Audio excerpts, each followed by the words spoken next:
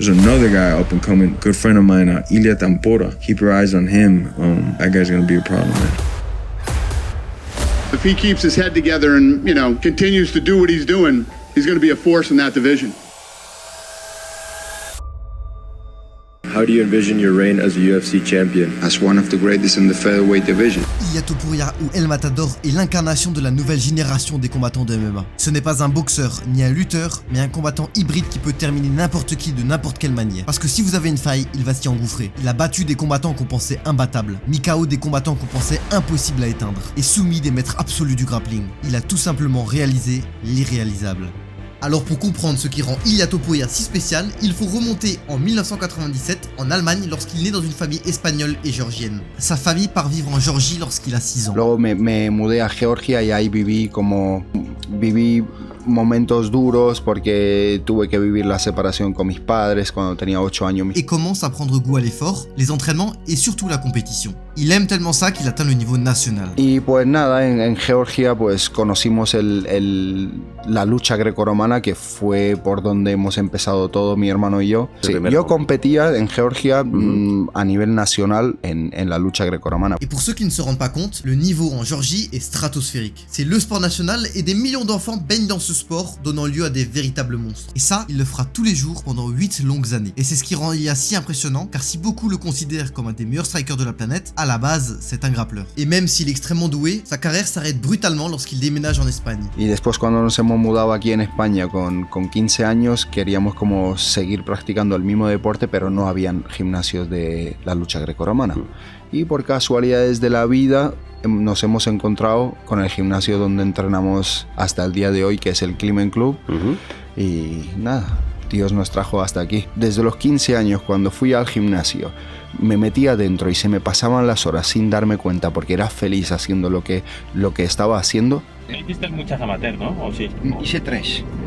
Gané las 3 en el primer asalto. Mais s'il brille dans la cage, il a beaucoup plus de difficultés à l'école. Jongler entre les entraînements intensifs et des cours qui ne sont pas dans sa langue natale, c'est très compliqué. In school, it must have been hard, right? Early on, communicating with the teachers, the kids.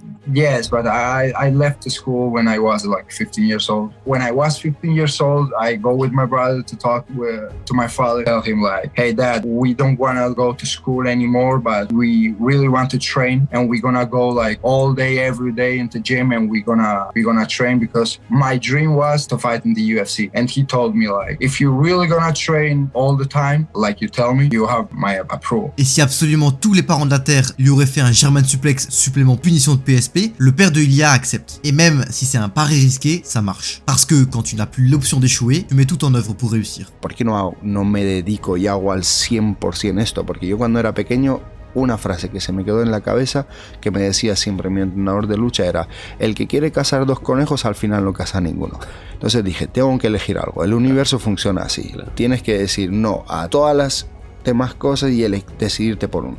Le résultat est sans appel. Aucun des 4 premiers adversaires ne dépasse le premier round. Pour trouver de l'adversité, il se lance à la conquête de l'Europe. Il part alors en Finlande dans la salle de Alexander Gustafsson et signe avec son manager pour lui trouver des combats qui le projetteront sur la scène internationale. J'en profite pour vous dire que ce genre de vidéo prend énormément de temps à réaliser et je fais tout moi-même, alors si tu veux me soutenir gratuitement, tu peux t'abonner et je lance bientôt une nouvelle collection d'équipements de boxe et de MMA. Alors si tu veux pas rater ça, inscris-toi à la newsletter sur mon site internet mayhem-projet.fr, le lien est dans ma description. Ce premier combat lui permet d'obtenir la ceinture noire de jiu-jitsu brésilien. Et ce n'est pas rien parce que ses premiers combats vont être des démonstrations de lutte et de grappling. Estoy mentalmente súper confiado. En ese momento sí, súper confiado. No hay ni una duda que viva dentro de mí. Yo sé que voy a ganar. Sé que voy a ganar porque me he dejado la vida. Sé que me merezco ganar.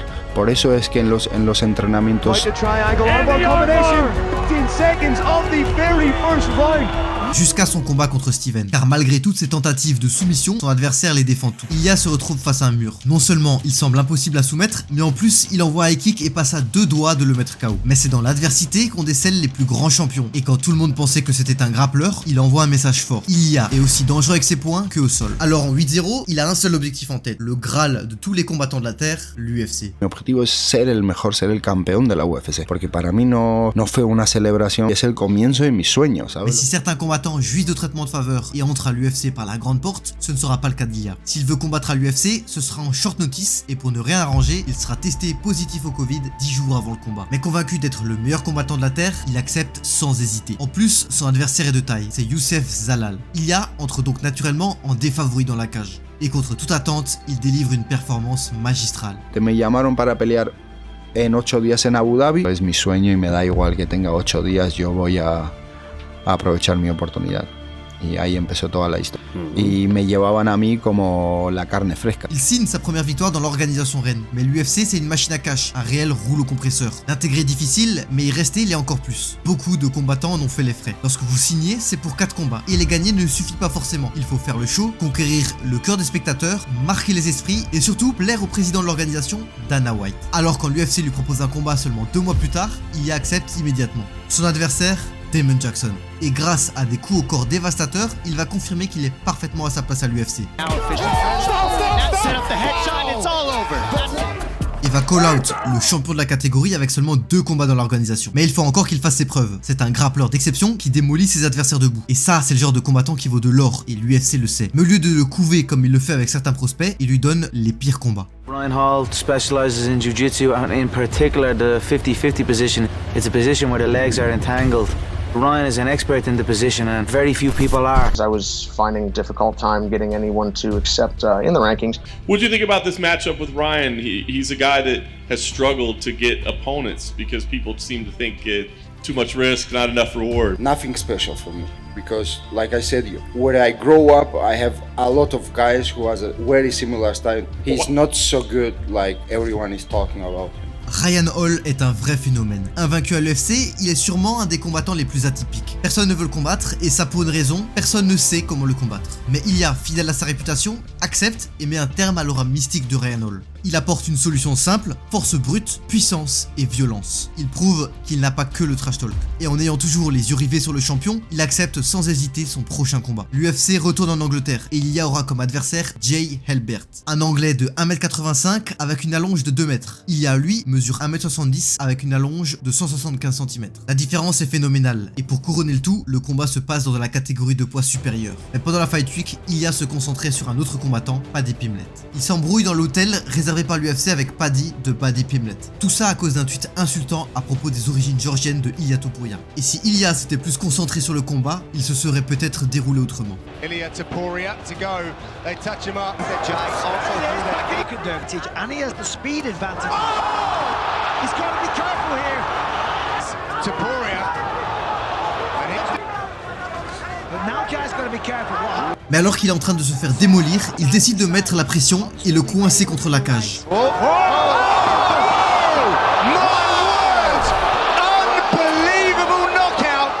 Après cette performance, plus personne n'ignore l'existence de Ilya. Et son prochain combat sera contre un adversaire très particulier. Because it's illegal. So what the flat earthers believe in is that South is Antarctica. Mais bien qu'il soit spécial, il ne reste pas moins un adversaire redoutable. Il est classé dans le top 10 de la division et a un sol très dangereux, du niveau de Ryan Hall. Et il est invaincu. Mais cette fois-ci, il aura un camp d'entraînement complet et aucune distraction pour le détourner du combat. Et même si les deux combattants restent respectueux, le combat n'en sera pas moins violent. Ilya domine Brice dans tous les domaines et surtout dans son domaine de prédilection.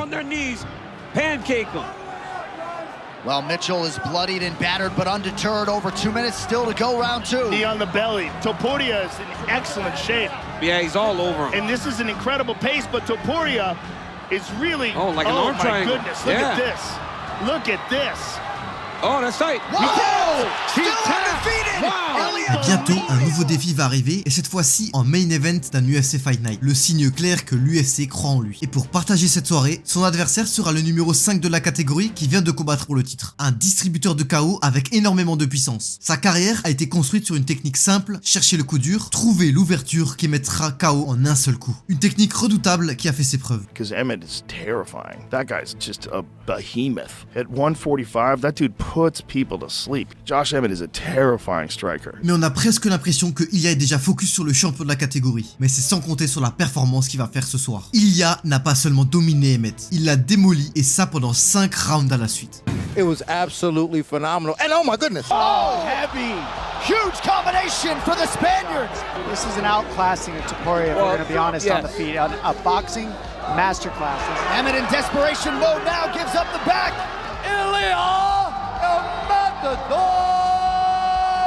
Topuria. You had a rose. That feeling, I always like to finish my opponents, but I have to say thank you to God to get the win, that's all. Cette performance lui donne enfin ce qu'il attend depuis qu'il a commencé le MMA, une chance pour devenir le meilleur combattant de la Terre. Mais ce titre est bien gardé, parce que le champion actuel, c'est le grand Alexander Volkanovski. Et s'il est connu, c'est pas pour son trash talk, mais parce que c'est le meilleur featherweight de tous les temps. Et son titre, il n'est pas prêt de lâcher, et si Ilya le veut, il va devoir attendre. Parce que pour l'instant, il a rendez-vous avec l'histoire. Une chance unique de récupérer la ceinture du champion de la catégorie supérieure, le légendaire Islam Makhachev. Volkanovski. Makhachev has experienced a fight atmosphere like this. And now he drops Volkanovski. Both hits the floor with one knee. They both sat each other down now. Nice knee. The body work for Volkanovski will be key. That's nice. Murta sits him down. Last attempt for Volkanovski. Trying to steal the victory. Et même s'il perd, sa performance marque les esprits et reste le champion featherweight. Et lors de l'UFC 294, Charles Oliveira, qui devait affronter Islam, se blesse quelques jours avant. Breaking news, Charles Oliveira, the lightweight challenger to Islam Makhachev's throne. He's out of UFC 294, the fight that was scheduled for Abu Dhabi. But Oliveira out, Alexander Volkanovski in. Great by name, great by nature. C'est alors que Volkanovski accepte ce combat en short notice pour sauver l'événement, laissant Ilya dans l'attente. Il est éteint sur l'high kick, ce n'est plus qu'une formalité, il va essayer de terminer, c'est terminé pour la popularité. Et victoire par KO dès le premier round. Islam Makhachev. Alors là, il n'y a pas de débat.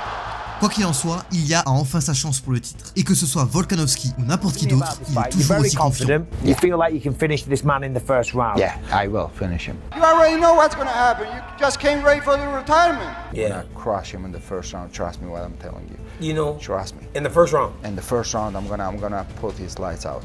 Really? Yeah. À un tel point qu'il a déjà changé la description de son compte Instagram en champion UFC des featherweight en 15-0. I'm gonna humble you. I'm gonna show you levels. I'm gonna warp the floor with you. That belt. Yeah, That's I've the seen last it for day a while you enjoy now, that and belt. I'll keep seeing it. That's the last days you are enjoying that belt. Yo no soy ni Korean Zombie, no soy el trapo ni de Jair, no soy ni el paquete de Brian Ortega, no soy ni la nariz torcida de Max Holloway, soy Ilya Topuria y lo voy a machacar en el primer asalto de una forma espectacular. Et malgré une ressemblance avec un certain McGregor, Ilya a beaucoup plus de respect pour son adversaire, mais ce n'est pas pour ça que le combat va se dérouler autrement. All right, UFC Featherweight Championship on the line. Challenger Ilya Topuria is in red. Volkanovski in the black and gold, befitting a champion. Oh, early right hand lands for Topuria. Yeah, he looks sharp. The boxing heavy style of Ilya Topuria. And there's another strong calf kick by Topuria. Both men had their moments in round one.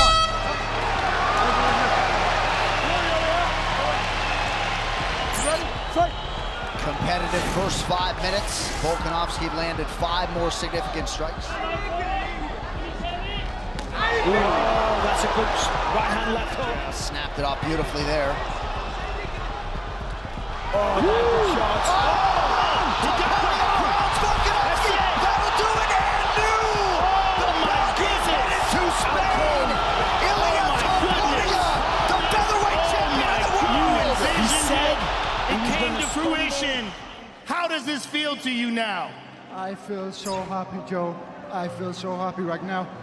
They're gonna tell you you can do it. They're gonna knock you down and doubt you. But guess what? The only person you need to achieve anything in this life, it's yourself. Just trust yourself, work tirelessly, have faith, and everything is possible. Look at me now. Avec cette grosse victoire, Ilya devient une vraie superstar. Il est accueilli à bras ouverts en Espagne où il multiplie les apparitions. Comme McGregor, il influence et inspire les futures générations. Pendant qu'il célèbre, un autre homme s'entraîne dans l'ombre pour récupérer ce qu'il a perdu. Holloway potentially late in round 1. And right now, Holloway just told him, stand right. Oh, big connection late. El Matador, he is running away from Abu at 145. tell him sign the gun contract. Et avec la rivalité mystique entre Max Holloway et Volkanovski, c'est naturellement qu'il devient le prochain sur la liste. Mais Max Holloway a l'habitude de remettre à sa place des nouveaux prospects, soi-disant le futur du MMA. Because I got unfinished business, brother. A lot of people is talking about Ila like the next big thing, and I want a taste, brother. So, you know, there's El Matador. He's doing everything in his will to try to escape a bull in the pen. So, you know, I'm here. October 26th, the only thing I'm gonna do is to take you lights out. I don't have any doubts that I will be the first one to knock you out. Ilya, why do you think that you're the person that can knock out Max? He's never been knocked out in his career. Because he never faced Ilia Topuria. He never faced El Matador. He can talk all this talk. We get the final October 26th. A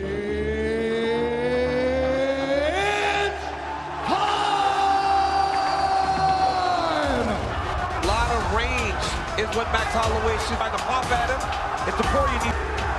Early shot from Topuria now. Wow. Kicks though. Attacking that calf. We've seen Max get hit with some kicks before. Right, just move here. Oh, it's a cracking right now from the challenger. Oh, it's a big left hook. Partial wobble from Holloway.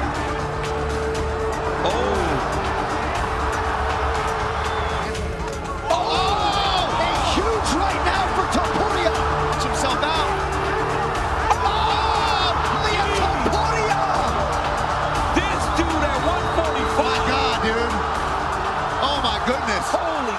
Incredible performance by both guys.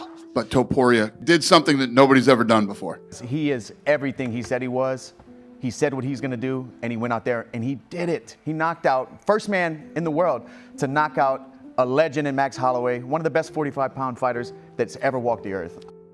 Beaucoup de personnes pensent que Ilya parle beaucoup, qu'il est une pâle copie de Conor McGregor, mais il ne faut pas confondre arrogance et confiance en soi. Ilya l'a prouvé plusieurs fois, il ne fait pas que parler, il assure dans la cage. Et il le dira lui-même, c'est avant tout un fan qui a grandi en regardant Max Holloway, Volkanovski et plein d'autres. Et si aujourd'hui il est champion, c'est pour inspirer la nouvelle génération à son tour et marquer l'histoire du MMA.